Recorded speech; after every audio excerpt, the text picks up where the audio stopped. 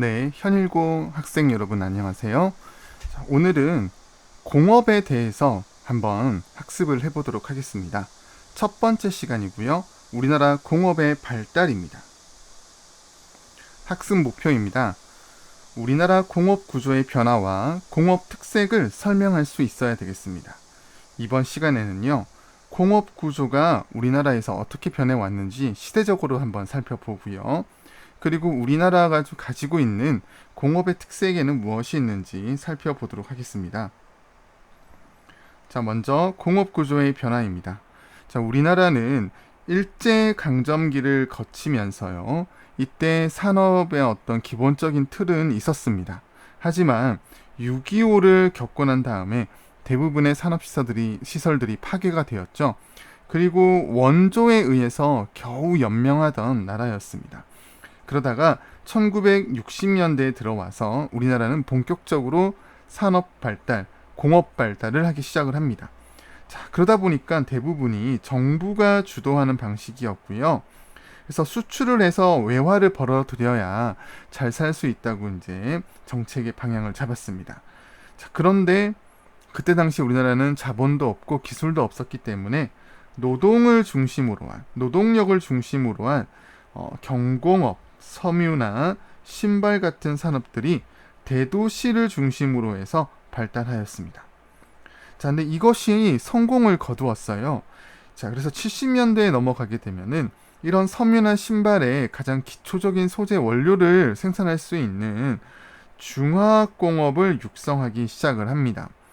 자, 그래서 남동 임해 지역, 우리나라의 남동부 지역, 울산이나 포항이나요, 부산이나 이런 남동부 지역의 공업단지들을 대규모로 세우게 되고요.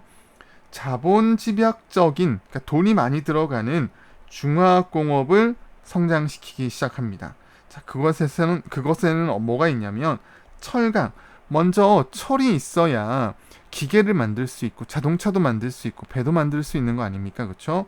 그래서 이때 우리 포항제철이 만들어졌죠. 지금은 여러분들 포스코라고 하면 되겠죠? 포스코가 되겠습니다. 자, 그리고 여러분들 석유화학 발달시켰습니다. 자, 이 석유화학이 있어야 이제 화학 섬유라든지요, 아니면은 정유를 통해서 연료를 생산해내든지 각종 화학 제품들을 만들 수 있기 때문에 섬유와 신발의 가장 기초적인 원재료가 될 수가 있겠죠. 석유화학 같은 경우에는 대표적으로 이제 울산이나 여수 같은 곳에 먼저 형성되기 시작을 했습니다. 그리고 기계 산업 같은 것들도 만들어지기 시작을 하죠. 80년도에 넘어와서는 자본만 앞에 있었죠. 근데 여기에 기술까지 붙은 자본 기술 집약적인, 그러니까 좀 더 고도화되고 있다. 이렇게 보시면 될 것 같아요.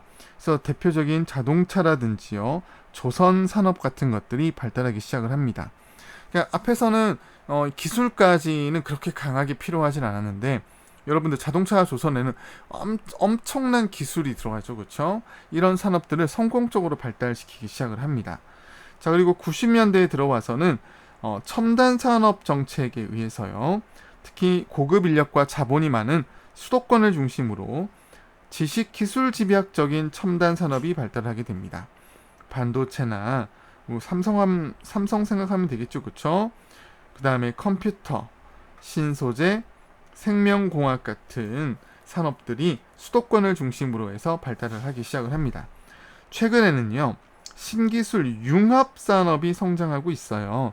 그래서 혼자 아니라 여러 다른 산업들과 결합을 해서 거기서 시너지를 낸 다음에 많은 수익을 올리는 산업들, 그런 산업들이 있겠죠.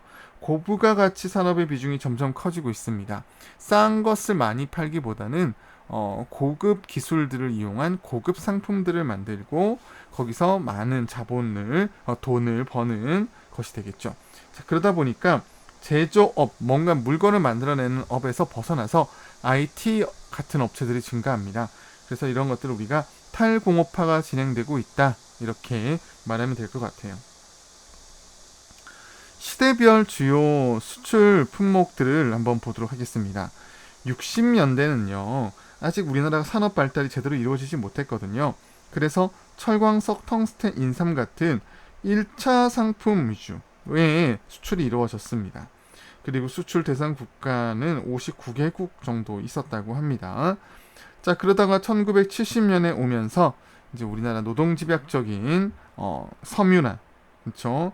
의류나 이런 합판 이런 것들이 만들어지게 되겠고요. 무려 163개국으로 늘어났고요. 제조업 제품이 차지하는 비중이 굉장히 많아졌죠, 그렇죠? 자, 1980년대로 오겠습니다. 이때는 선박, 의류, 신발이 대표적인 수출품들이 되겠습니다. 그리고 수출품 비중의 변화를 보게 되면 제조업 분야가, 그러니까 뭔가 만들어져서 물건을 만들어서 수출하는 비중이 훨씬 더 높아졌죠.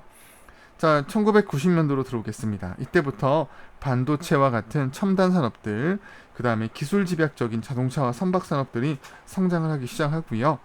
수출품에서 제조업이 차지하는 비중이 절대적이라고 볼 수가 있겠죠. 자, 2000년도로 오게 되면 첨단 산업이 더욱더 발달하게 돼서 반도체라든지요, 휴대전화 같은 것들이 대표적인 수출품이 되었습니다. 자, 우리나라 공업의 특색으로 넘어가도록 할게요. 자, 공업의 고도화입니다. 점점 부가가치가 높아지는, 자, 그러니까 아주 고기술과 그 다음에 높은 가격, 높은 수익, 뭐 이런 것들을 올릴 수 있는 산업들이라고 생각하면 될 것 같아요. 그래서 노동집약적인 경공업에서요, 자본집약적인 중화공업으로 가고 기술 집약적인 첨단 산업으로 오면서 점점 고도화되어 가고 있다. 이렇게 보시면 될 것 같습니다. 자, 그리고 우리 공업은요, 전국적으로 고르게 퍼져 있는 게 아니죠. 그래서 수도권과 우리가 살고 있는 영남권의 공업이 편중되어서 지금도 지역의 불균형이 심화되고 있는 문제를 찾을 수가 있습니다. 자, 그리고 우리나라는 원료가 거의 없는 나라입니다. 특히 우리 에너지 자원 같은 것들도 거의 수입을 하지요. 그리고 석유화학 제품들 대부분 석유가 나야 되는데 그런 것들이 나지 않으니까요. 그 다음에 철광석도 나지 않고요. 그래서 이런 자원들이 거의 없어요. 그러다 보니까 해외로부터 원료를 수입해서 그걸 가공한 다음에 되팔아서 수익을 남기는 그런 공업들이 성장을 하게 됐고요. 자, 4번은 이제 여러분들 좀 자세히 정리를 해볼게요. 공업의 이중구조입니다. 공업의 이중구조는 우리나라가 초창기의 공업을 성장시키는 과정 속에서 대기업을 위주로 해서 이제 성장을 시켰습니다. 그러다 보니까 대기업과 중소기업 간의 격차가 심화되는 이런 문제점들이 만들어지게 되죠. 그래서 경제 성장에 있어서 좋지 않은 영향을 주게 됩니다. 이게 바로 공업의 이중구조라고 보면 되겠습니다. 대책으로는 중소기업을 육성하는 어떤 이런 정책들이 많이 펼쳐져야 되겠지요. 자, 공업의 변화부터 한번 우리 그래프를 보면서 정리를 한번 해볼까요? 우리 섬유가 굉장히 많이 줄었다는 것을 알 수가 있겠네요. 그쵸? 그 다음에 목재 종이와 같은 부분도 줄어들고 있고요. 자, 그런데 이제 우리 화학 같은 경우도 뭐 거의 비슷하게 가고 있지요. 자, 그 다음에 비금속 및 1차도 좀 그런 것 같습니다. 근데 기계 조립금속 같은 여러분들이 주로 사용하고 있는 이제 컴퓨터 또는 스마트폰, 그리고 이제 디스플레이 제품들, 이런 것들이 되겠는데요. 이런 것들이 성장하고 있고요. 그래서 공업이 고도화되고 있다. 공업의 고도화를 우리가 특히 더 잘 알아볼 수 있겠고요. 자, 공업의 지역적 편제입니다. 수도권과요, 영남권에 이렇게 많은 산업들이 공업 지역들이 편중하고 있습니다. 자, 그리고 공업의 이중 구조로 가게 되면요, 사업체 수는 거의 80% 이상이 소기업이고요. 그 다음이 중기업이고 마지막 요 3%밖에 안 되는 게 대기업입니다. 자, 그런데 종사자 수가 보면 3%에 있는 대기업이 전체 종사자의 30%를 차지하고 있어요. 그런데 80%를 넘는 사업체 수를 가지고 있는 소기업은 종사자 수가 훨씬 못 미칩니다. 그러니까 대기업이 고용에 있어서 효과가 어떻다, 효과가 크다, 이렇게 이제 여러분들 살펴볼 수 있겠죠. 자, 그리고요, 질적인 부분에 있어서도 이제 우리 대기업들의 출하액 이런 부분들도 굉장히 많고요. 네. 여러분들 공업의 이중 구조 조금만 더 뒷부분에 살펴볼게요. 대기업 300인 이상입니다. 자, 여러분들 사업체 수를 보면 300인 이상의 대기업은 거의 뭐 없다시피 합니다. 매우 적습니다. 자, 그런데 종사자 수는 12.1%를 차지하고 있고요. 자, 그리고 산업별 대기업과 중소기업 간의 고용 비중을 보게 되면은 고부가가치의 서비스업의 대기업의 대부분 사람들이 많이 종사를 하고요. 제조업에도 이제 조금 더 많이 대기업이 종사를 하고 있고요. 종사자 수를 가지고 있고요.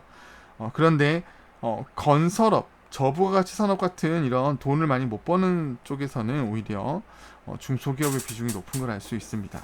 대기업과 중소기업 근로자 간의 시간당 임금 수준을 봐도 점점 임금의 격차가 더 벌어지고 있다. 아주 슬픈 얘기가 되겠네요. 자, 그래서 우리나라에서는 이런 중소기업들을 육성해 줘야 됩니다. 그렇지 않으면 중소기업이 무너지면 대기업도 하청 구조로 되었기 때문에 다 같이 망하는 거예요. 자, 이 부분들은 여러분들 좀 신경 써서 잘 체크하시면 될 것 같은데요. 네. 그래서 중소기업 정책의 태동기, 뭐 중소기업 사업 지정 및 보호 육성, 그 다음에 구조의 고도화를 추진한다. 뭐 이런 것들이 대부분 이제 앞에서 했던 공업의 발달과 연관이 되죠. 자, 근데 중소기업만 특히 더 이런 부분을 신경 써줬다는 겁니다. 자, 그래서 최근에 여러분들 정부 부처에 뭐가 있습니까? 중소벤처기업부라 그래서 이 중소기업만 따로 지원하고 성적을 올릴 수 있는 부분들이 공사가 되고 있습니다. 이렇게 공사가 되면서 여러분들이 이런 중소벤처기업부가 이제 이런 것들을 같이 운영하면서 우리 중소기업에게 많은 지원을 해주고 있는 거죠. 자, 디지털 경제로의 대전환, 스마트 대한민국 뭐 이런 슬로건을 가지고 중소벤처기업부는 소상공인과 함께 중소기업을 보호하고 또는 육성하고 지원하고 이런 정책을 쓰고 있는 겁니다. 자, 차시평가입니다. 1990년대 이후 우리나라 공업의 특색은요. 기술 집약적인 첨단 산업이 발달했다는 거고요. 2번, 소수의 대기업이 생산액 절반 이상을 차지하는 것. 이게 바로 뭡니까? 공업의 이중 구조이죠. 자, 다음 시간에는 공업의 입지와 지역 변화에 대해서 학습해 보도록 하겠습니다. 여러분들 수고하셨습니다.